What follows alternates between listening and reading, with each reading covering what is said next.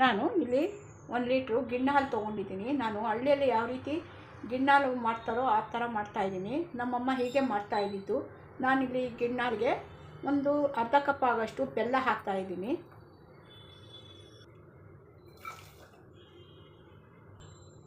ಬೆಲ್ಲ ಎಲ್ಲ ಪೂರ್ತಿ ಕರಗಬೇಕು.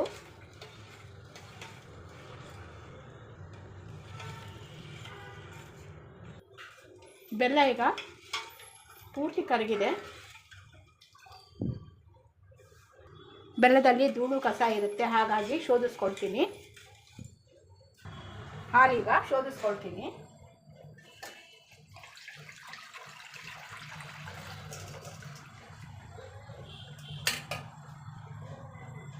ಈಗ ಹಾಲನ್ನ ಸಣ್ಣ ಉರಿಯಲ್ಲಿ ಕಾಯಿಸ್ಕೊಳ್ತೀನಿ.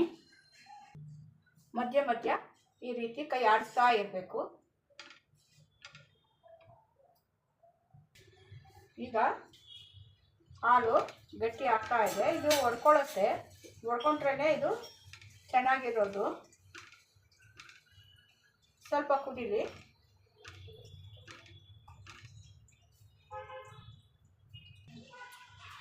ಹಾಲು ಕುದಿಯೋಕ್ಕೆ ಶುರುವಾಗಿದೆ. ಈಗ ನಾನು 2-3 ಸಾರಿ ತೊಳೆದಿಟ್ಕೊಂಡಿರೋಂಥ ಅವಲಕ್ಕಿನ ಸೇರಿಸ್ತೀನಿ. ಹಾಗೆ ಸೇರಿಸ್ತಾರೆ, ಇದರಲ್ಲಿ ತುಂಬ ಧೂಳಿರೋದ್ರಿಂದ ನಾನೊಂದು ಸಾರಿ ತೊಳ್ಕೊಂಡಿದ್ದೀನಿ. ಈಗ ತಿರ್ಸ್ಕೊಡ್ತೀನಿ. ಅರ್ಧ ಕಪ್ ಆಗೋಷ್ಟು ಅವಲಕ್ಕಿ ತೊಗೊಂಡಿದ್ದೆ. ಈಗ ಅರ್ಧ ಕಪ್ ಆಗೋಷ್ಟು ಬನ್ಸಿ ರವೆ ಹುರಿದಿರೋದನ್ನು ಅದನ್ನು ಹಾಕ್ತಾಯಿದ್ದೀನಿ. ಎಲ್ಲ ಈ ಥರ ಚೆನ್ನಾಗಿ ಮಿಕ್ಸ್ ಮಾಡ್ಕೋಬೇಕು.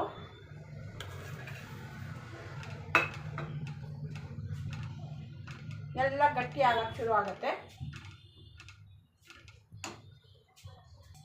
ಈಗ ತುರಿದಿರೋ ಅಂಥ ಒಣಕೊಬ್ಬರಿ ಸೇರಿಸ್ತಾ ಇದ್ದೀನಿ.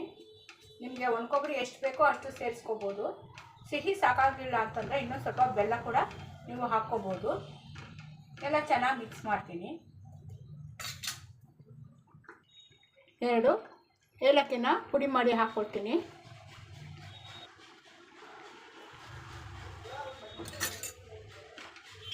ಈಗ ಆಗ್ತಾ ಬರ್ತಾ ಇದೆ. ಚೆನ್ನಾಗಿ ಮಿಕ್ಸ್ ಮಾಡ್ಕೊಳ್ತೀನಿ. ಇದಂತೂ ರುಚಿಯಲ್ಲಿ ತುಂಬಾ ಚೆನ್ನಾಗಿದೆ.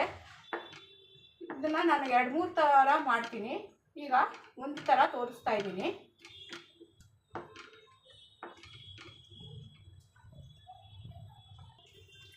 ಈ ಗಿಣ್ಣು ಆರೋಗ್ಯಕ್ಕೆ ಒಳ್ಳೆಯದು, ಮಕ್ಕಳಿಗಂತೂ ತುಂಬ ಒಳ್ಳೆಯದು. ನೀವು ಒಂದು ಸಾರಿ ಟ್ರೈ ಮಾಡಿ. ಇಲ್ಲ ನೀವು ಯಾವ್ಯಾವ ರೀತಿ ಮಾಡ್ತೀರಾ ಅಂತ ತಿಳಿಸಿ.